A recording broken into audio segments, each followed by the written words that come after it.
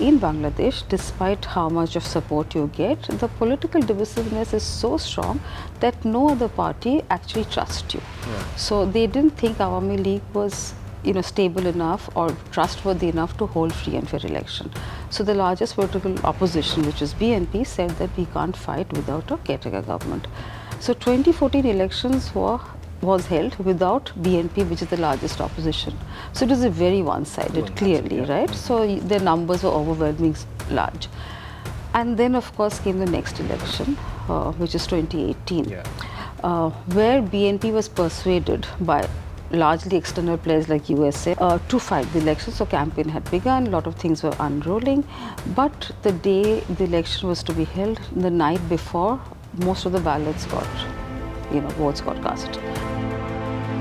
A lot of questions, a lot of discussions are happening regarding this humanitarian corridor by Muhammad Yunus, Dr. Yunus.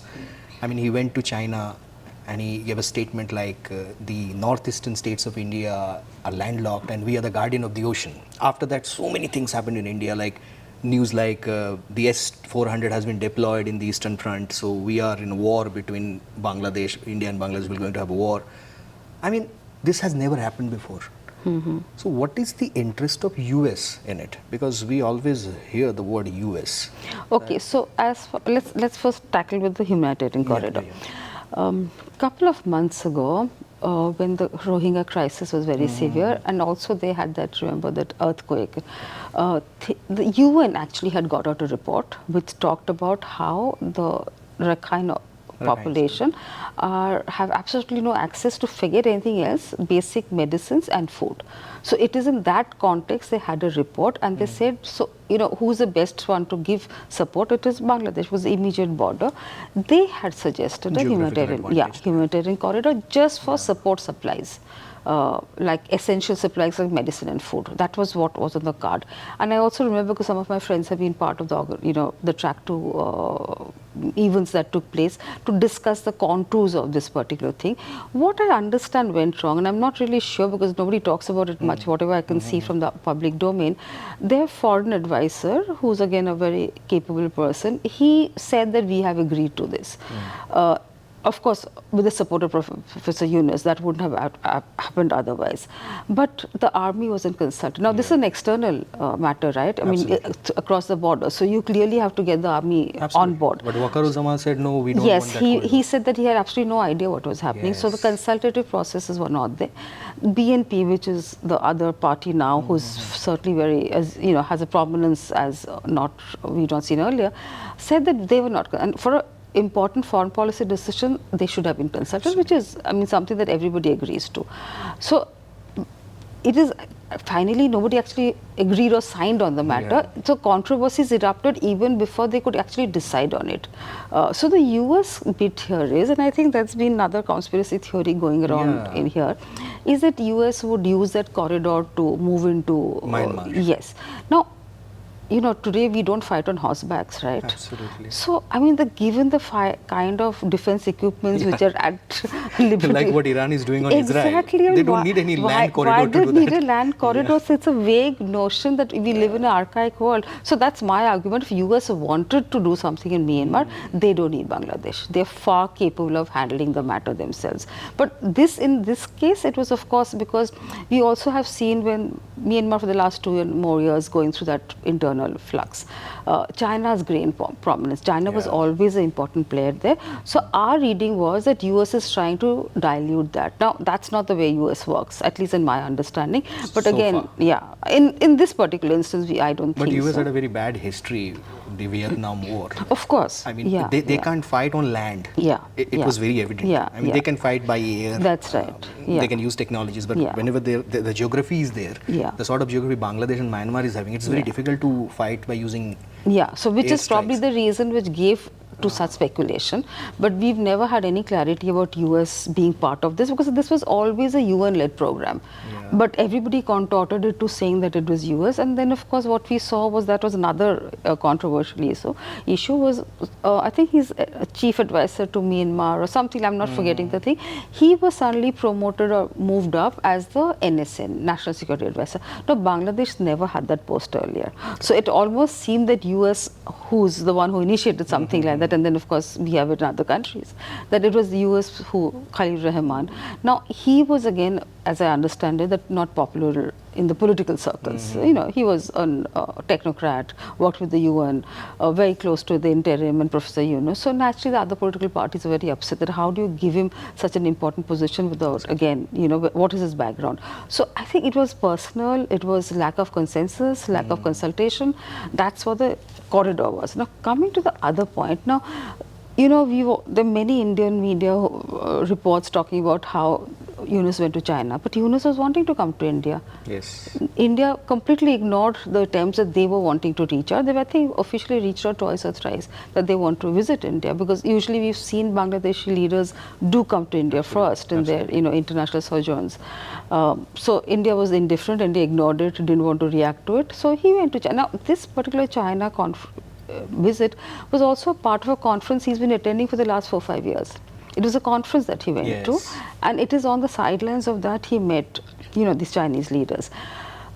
So this is where the thing started, controversy further, because as it is, we are upset about what is happening. And when he went and said that, first he talked about Lal Monir Hut, which is right on our borders, Chicken's right? Neck. Chicken's Neck, and build an air base. Now, from the British time, between Bangladesh and our area, there are about 8 such bases which are lying unutilized because we don't need it now. It still exists there? Yeah, but they're not used. I mean, that geography exists, but it's a very limited geography. There's nothing that you can literally do about that. And I felt the Indian reportage that was happening, or the other reportage, didn't do justice to India's strength. India is not some little country you wish away like that just because he's come to Lal Monir Hut, that, you know, my entire strategy and security parameters are all diluted. I felt that was very little limited understanding of India. I felt the kind of way it was done. But more importantly, I think we were aggrieved that he would do something like that. And of course, the statement that you talked about, a Bay of Bengal. Now, that's a factually incorrect statement. We have access to direct Bay of Bengal. So if anybody wants access, they can come work with us. So it's not that Bangladesh is the only one who holds that.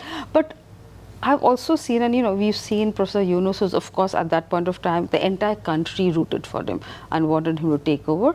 But I don't think he's very, how shall I say, politically smart in his statements. He's extremely well-known, capable.